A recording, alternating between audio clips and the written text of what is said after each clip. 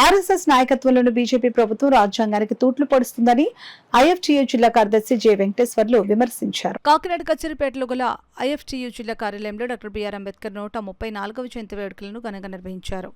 ఈ కార్యక్రమంలో ఐఎఫ్టీయూ ఉమ్మడి జిల్లా కార్యదర్శి జె వెంకటేశ్వర్లు పాల్గొని అంబేద్కర్ చిత్రపటానికి పూలమాలలు వేసి ఘన నివాళులర్పించారు. ఈ సందర్భంగా మాట్లాడుతూ రాజ్యాంగంలోని గణతంత్ర లౌకిక సామ్యవాద భావాలపై బీజేపీ ప్రభుత్వం దాడి చేస్తుందని, అలాగే పౌర ప్రజాస్వామ్య హక్కులపైన దాడి సాగిస్తుందని తీవ్రంగా ధ్వజమెత్తారు. కార్యక్రమంలో నాయకులు రాగుల రాఘవులు, బంగారు సత్యనారాయణ, కె నరసింహ, పొడ్డు సత్యనారాయణమూర్తి, దుర్గారావు, ఎల్లారం చంద్రారావు, తాతారావు, వడ్డీకాసులు, మహేష్, రాఘవ, రాజేష్, సత్యబాబు, సాయి, బంగారాజు, గోపాలకృష్ణ తదితరులు పాల్గొన్నారు.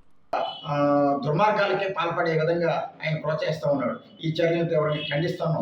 దేశ ప్రజల మౌలికమైన సమస్యలు పరిష్కరించడం లేదు. నిరుద్యోగం తగ్గిస్తానన్నాడు, సంవత్సరానికి 2 కోట్ల ఉద్యోగాలు ఇస్తానన్నాడు, ధరల భారాన్ని తగ్గిస్తానన్నాడు, పెట్రోల్ డీజిల్ గ్యాస్ ధరలు తగ్గిస్తానన్నాడు.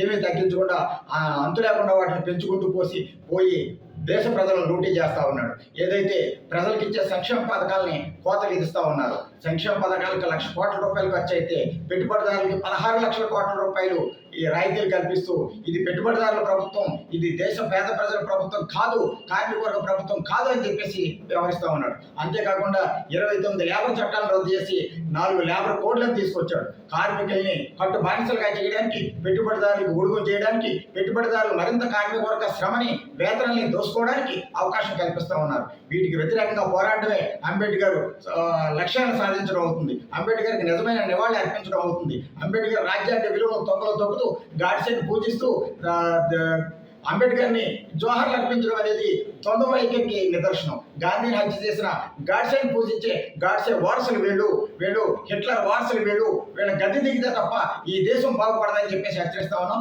అంబేద్కర్ ఆశయాల్ని, లక్ష్యాల్ని, రాజ్యాంగ విలువల్ని కాపాడుకోవడానికి దేశ ప్రజలందరూ పునరంకితం కావాలని చెప్పేసి కోరుతాం.